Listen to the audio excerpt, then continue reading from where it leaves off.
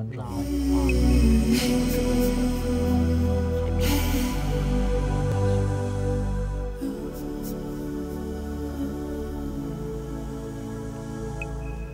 Alors, Jacques, tu nous as parlé une autre émission que la maladie, justement, c'est un message d'amour à comprendre. Mais est-il plus important de comprendre ou de guérir? Parce que c'est beau, il faut guérir, mais je pense que si la personne n'est pas capable de comprendre ou de conscientiser, peut-elle guérir pareil ou bien c'est vraiment nécessaire de prendre conscience de tout ça? Alors, Marie-Claude, le titre que tu viens de donner, c'est sur un CD conférence. Oui, c'est vrai que ça fait Oui, voilà. en France. Ça s'appelle Est-il plus important de comprendre ou de guérir? C'est voulu que j'ai pris ce titre-là Ouais. parce que les gens, pour les choquer un peu ou les bousculer une petite affaire, c'est quoi, comment ça, il fait une différence entre comprendre et guérir?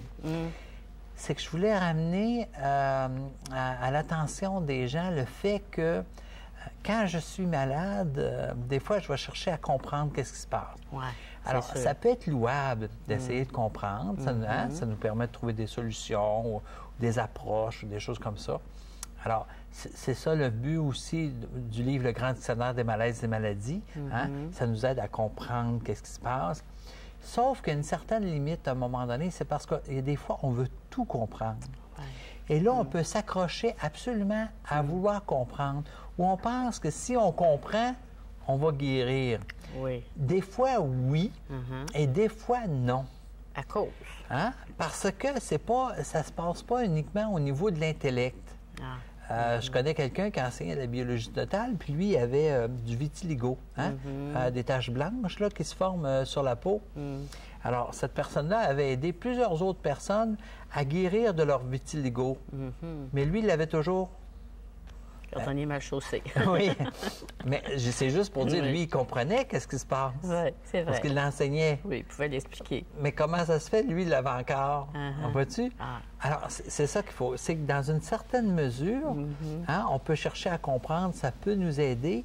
Si ça nous aide à passer à l'acceptation, tant mieux. Mais si on reste au niveau de notre mental, on peut rester accroché là. Ah, c'est ça. On comprend les processus, on comprend plein d'affaires, mais des fois, il faut le vivre. Il faut vivre dans l'acceptation, il faut vivre, être davantage conscient de ce qui se passe au niveau émotif et tout ça, et chercher à guérir cette dimension-là. C'est pour ça que je disais, est-il plus important de comprendre, de guérir? C'est juste de faire attention de ne pas s'obstiner. Oui. À vouloir comprendre à tout prix et que ça va être la solution qui va m'aider à guérir. Peut-être que oui, mais peut-être que non si je suis trop obstiné. OK. Moi, une fois, je mentionne un point, Marie-Claude, qui m'avait, moi, un peu bouleversé. Parce qu'il y a quelques années, j'étais allé en France, dans le bout de Toulouse, où des gens qu'on appelle des éveillés, des gens qui ont vécu des expériences d'illumination, comme une genre de petite retraite fermée que j'ai fait, puis à chaque jour, je rencontrais une personne différente. Ah bon. Et puis moi, ça fait des années que je travaille dans la métaphysique des malaises, maladies, les solutions, les ci, les ça. Puis à un moment donné, une des personnes que j'ai rencontrées pendant ce séjour-là, elle me dit, Jacques, elle dit, c'est pas nécessaire de vouloir guérir absolument. Elle dit, tu peux avoir telle maladie, puis c'est correct comme ça. Et tu finis le reste de tes jours comme ça. C'est d'accepter en premier. Mais moi, ça m'avait comme un peu bouleversé, parce que moi qui cherche toujours à trouver la solution, la cause, la solution, guérir, vois-tu? Puis là, elle expliquait qu'un grand maître en Inde, elle, quand il y avait une maladie qui se présentait à elle, elle l'accueillait, puis elle disait merci, puis elle faisait rien, elle attendait que la maladie s'en aille d'elle-même. Oui, mais ça, c'est un autre état. Là, oui. On n'est pas tous là. On n'est pas tous à cet état-là. Oui, mais c'est pour ça que moi, je me dis, je dis, bon, Jacques, réveille-toi, il y a d'autres façons de voir les choses aussi. Mais c'est là que j'ai compris que parfois, l'acharnement qu'on peut avoir à vouloir guérir peut devenir même un obstacle. Oui, parce que j'avais déjà lu dans un livre ne pas dire je vais combattre la maladie. Je prends l'énergie puis je me bats avec. Alors, toute ta résistance que tu prends pour te battre, il ne reste plus d'énergie pour guérir. J'avais trouvé ça bien, ça. Dans le fond, on n'a pas à se battre. On a à être on a à être dans l'acceptation. Oui, c'est quelque Et chose. l'acceptation, ça veut dire l'acceptation au niveau du cœur. Hein? Quand on prend le livre Le Grand Dictionnaire des malaises et des maladies, il y en a qui, des fois, qui me demandent « Monsieur Bartel, tu vois pourquoi il y a une petite flèche, là, à partir après acceptation, il y a une petite flèche vers le bas, puis un petit cœur. Mais c'est pour montrer que l'acceptation, ça part de la tête jusque dans le cœur. Ouais. Hein? Dans une autre entrevue, on avait parlé que les conflits proviennent de l'interprétation d'un manque d'amour. Il faut être capable de remettre l'amour dans la situation. Et c'est quand je suis capable de remettre, là où que je le fais, que je remets l'amour dans la situation, que la guérison se fait, que le changement se fait.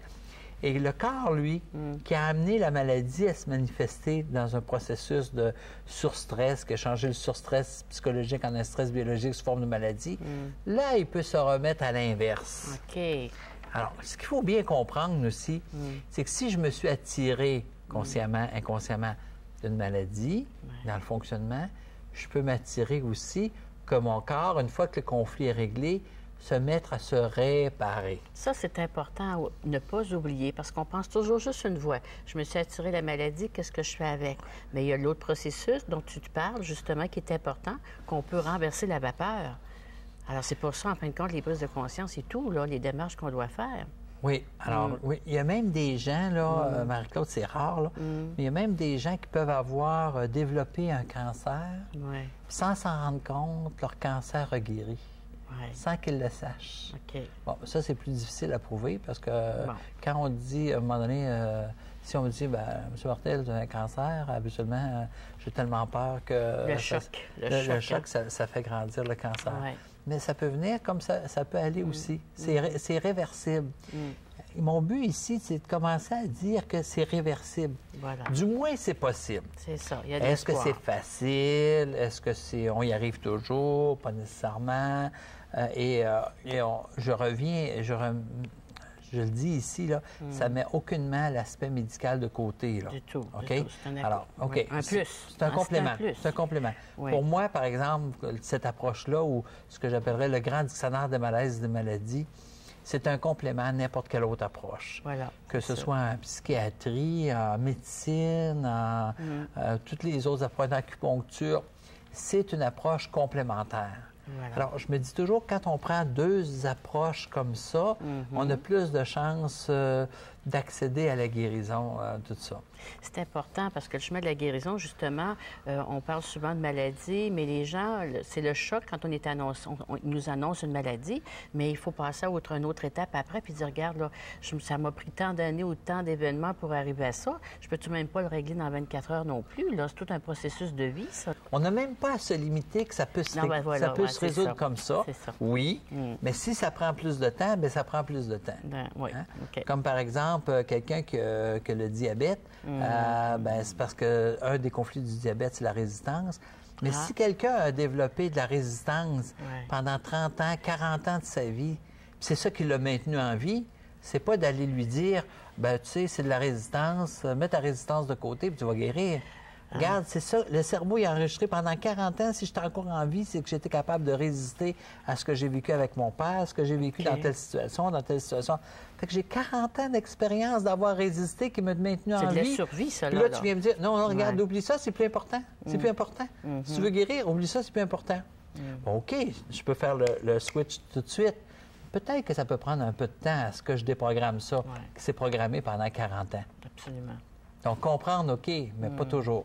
À quelque part, tes approches, lorsque tu fais des conférences, ton dictionnaire, tes CD que tu fais, parce que les CD, c'est les conférences que tu as fait en France, En sur France, différents au Luxembourg, sujets. ailleurs aussi, je me souviens pas Bon, trop. alors donc, c'est intéressant parce que ça nous fait réfléchir sur ce processus-là. Alors, on me fait signe que c'est déjà terminé. Ben, merci beaucoup, Marie-Claude. C'est moi qui te remercie. OK. On donne rendez-vous pour une autre émission.